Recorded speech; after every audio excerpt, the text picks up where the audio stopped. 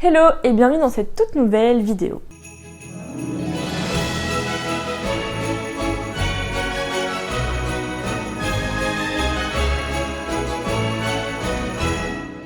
Aujourd'hui nous sommes le 19 décembre et comme tous les jours de ce mois de décembre, nous allons ouvrir une nouvelle case du calendrier de l'Avent du savoir.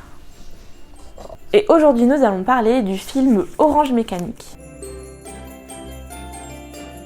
Peut-être que beaucoup d'entre vous n'ont jamais entendu parler de ce film, donc laissez-moi vous éclairer. Orange Mécanique est un film qui a été réalisé par Stanley Kubrick. Ce réalisateur est né en 1928 et est décédé en 1999. Était un réalisateur et producteur de cinéma américain, cinéaste majeur du XXe siècle. S'inscrivant dans un courant cinématographique assez sombre et décalé, Kubrick a su se faire une place dans le cinéma, notamment avec son fameux film Shining, sorti en 1980, adaptation d'un roman de Stephen King. Here's Johnny. Mais à ce moment-là, il n'est pas à son premier essai d'adaptation littéraire au cinéma, car le 19 décembre 1971, il diffuse en avant-première aux États-Unis sa nouvelle réalisation Orange Mécanique, qui est une adaptation du roman A Clockwork Orange de l'écrivain britannique Anthony Burgess.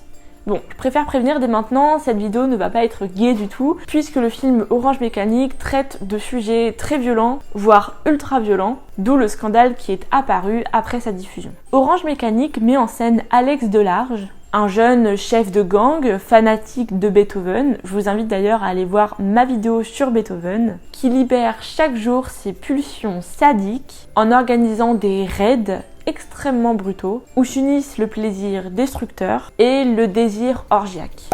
Lui et ses compagnons, qui s'appellent les Droogs, s'adonnent à différentes violences. Par exemple, ils s'amusent à tabasser un SDF, à violer la femme d'un écrivain, à tabasser l'écrivain lui-même ou encore à se battre entre eux. Mais comme cela devait arriver, Alex finit par tuer une femme. À ce moment-là, il est abandonné par ses camarades de gang et est arrêté par la police. Est alors testée sur lui une nouvelle méthode thérapeutique pour le dégoûter de la violence dans toutes ses formes. Pour ce faire, on va le forcer à visionner des images terribles sur fond de Beethoven. Gavé, écœuré, il en acquiert une réelle nausée chronique contre toute forme de violence, qu'elle soit verbale, physique ou bien sexuelle. Mais au moment du retour à la vie, Alex se retrouve confronté à toute forme d'agression qui vont le pousser à l'extrême. Et le film s'arrête là. Bon, comme on peut le voir, c'est un film très violent qui traite de sujets tout aussi violents. Le personnage principal, donc Alex, est incarné par l'acteur anglais Malcolm McDowell,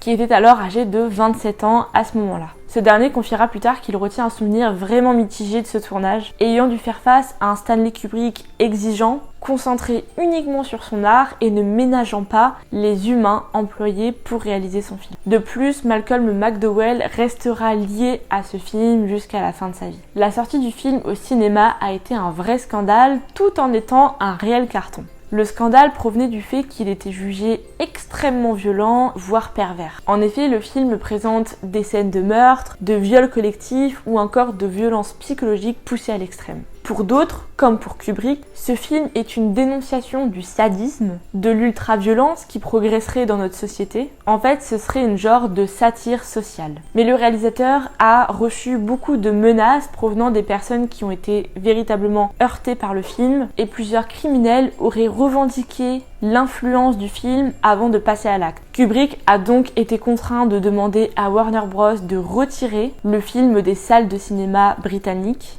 malgré le véritable succès du film. Il sera alors censuré pendant 27 ans, jusqu'à la mort de Kubrick en 1999. S'il est redevenu accessible depuis, par exemple en DVD ou bien en stream sur MyCanal, il reste interdit dans plusieurs pays comme la Malaisie ou encore la Corée du Sud. L'opinion qu'avaient les gens sur Kubrick était diversifiée. Certains estimaient que c'était un fou, un personnage macabre, violent et sombre, tandis que pour d'autres, c'était un génie, souvent incompris, qui réalisait des films forts, porteur de messages et de réalisme sur notre société et ses dérives. Personnellement, c'est un film que je n'ai jamais regardé, mais si vous en avez déjà entendu parler ou si vous l'avez même déjà regardé, n'hésitez pas à me laisser votre avis dans les commentaires, ce serait super intéressant. En tout cas, si vous êtes quelqu'un de très sensible à la violence, surtout par l'image, je vous déconseille très fortement de regarder ce film.